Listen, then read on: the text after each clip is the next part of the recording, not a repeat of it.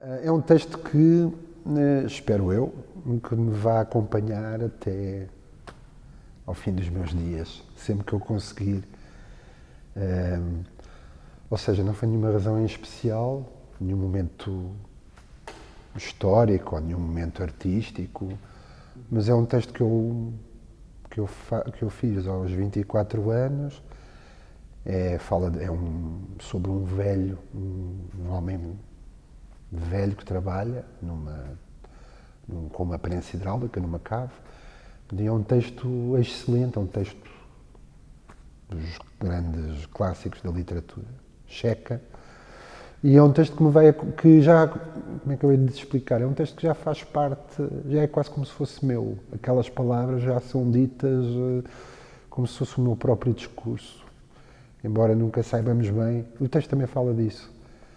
Se o discurso, qual é que é o nosso discurso, não é? É como quase as nossas feições, quais é as que são nossas ou quais é as que são do pai ou da mãe ou do avô. E, portanto, isso são umas palavras que já me vão acompanhar.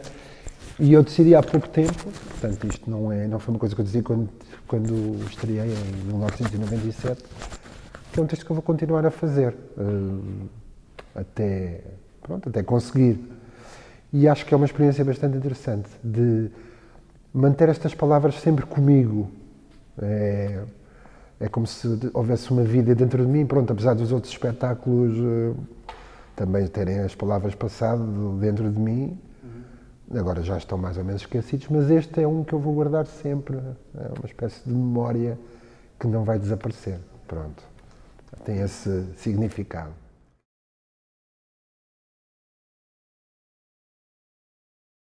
Os desafios, quer dizer, o livro é excelente, pronto, há uma tradução, foi uma tradução na edição anterior que era Afrontamento, agora é outra editora, que agora não me estou a lembrar, vergonha, não.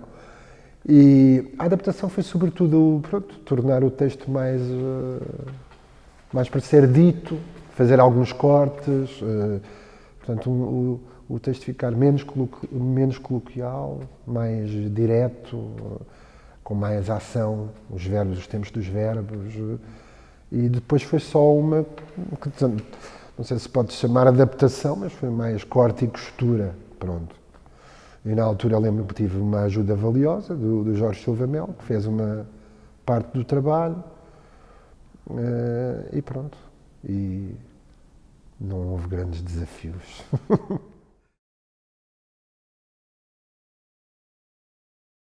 Pois é, este é o caso. Eu acho que sim, quando não há mais nada para fazer, quando não temos mais nada. Eu lembro-me de uma história na terra dos meus pais, no Alentejo. Pronto, os meus pais já têm 80 anos, são de uma geração, dessa geração. Havia um pastor que passava muito tempo sozinho, muito tempo livre, e todo o livro que encontrava, que não deviam ser muitos naquela altura e naquele sítio, ele lia os livros. E por causa disso ele tinha uma cultura diferente do resto das pessoas ali da aldeia, portanto dizia umas palavras diferentes, por exemplo, e tinha sido sem querer, ou seja, por uma oportunidade. Portanto, também é o caso aqui deste trabalhador, deste operário.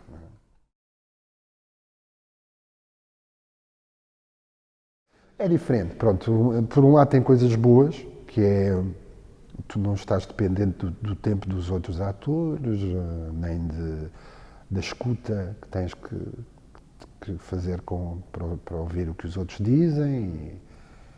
Portanto, estás sozinho, dominas tudo. Fazes essencialmente aquilo que quiseres, dentro daquilo que planeaste. Depois, também para ensaiar é complicado, tem outras particularidades, estás sozinho, ensaiar em frente a uma parede ou em frente a umas cadeiras, às vezes podes chamar alguém para ver, mas ensaiar sozinho também é útil e é profícuo, porque pronto, fazes um diálogo contigo próprio. Eu dou por mim às vezes a ensaiar, estou a dizer o texto e estou a falar comigo próprio, dizendo aqui então vou fazer assim, aqui vou pôr, como se fosse o encenador e o ator num só, pronto.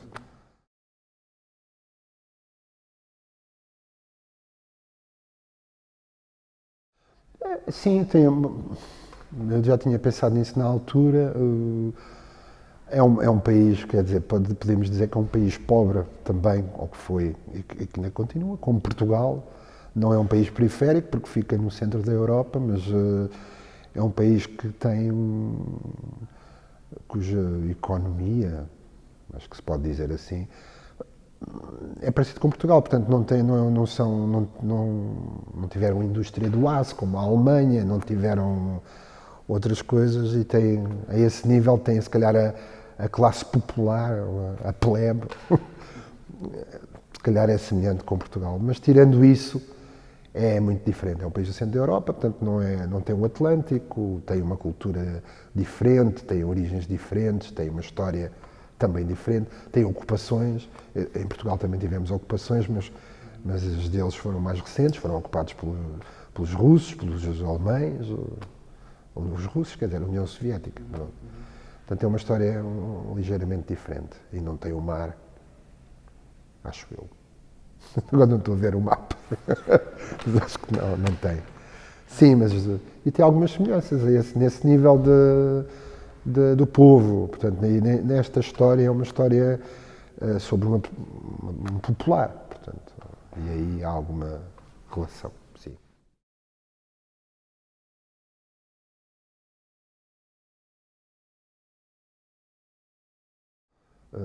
Eu acho que a importância teria, não é por ser os artistas unidos, elas qualquer estrutura que tenha esta longevidade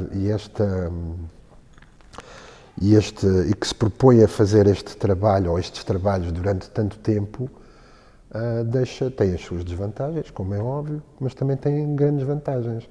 Deixa um legado, deixa uma história, e isso é muito importante, quer para a identidade cultural, se é que se pode chamar assim, e quer mesmo para as pessoas na prática que trabalham nessa estrutura. Porque, por exemplo, trabalhando numa companhia durante vários anos, é óbvio que para um ator, por exemplo, não vai estar sempre a fazer o mesmo papel.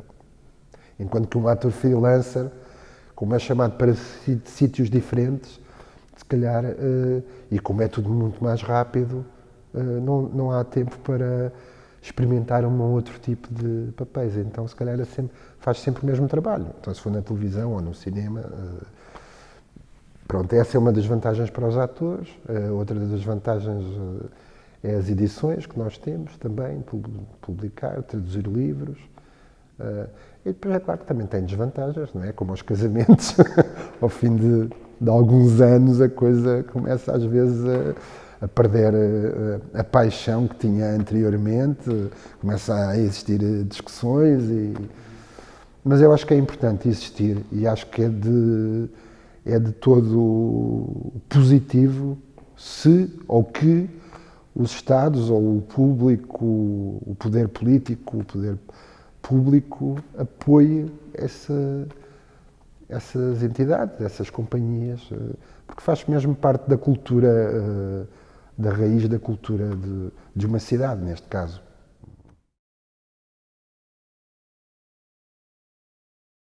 Eu pensava que não, mas sim. Não sei se pode mudar, mas ajuda bastante a mudar ou não tem de ser só a mudar, pode ser a compreender, a poupar tempo, ajuda bastante. Como o teatro.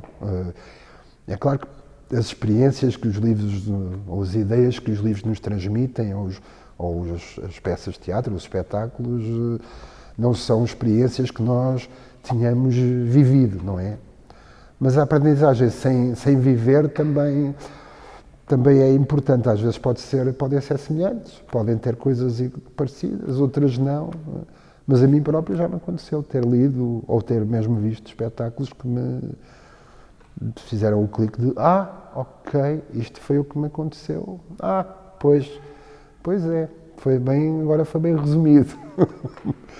Porque às vezes não conseguimos ter essa distância, não é? E como os livros e como a literatura e a arte, no geral, estabelece essa ponta entre o real e o pensamento, pronto. Sim. António, muito obrigado. Nada.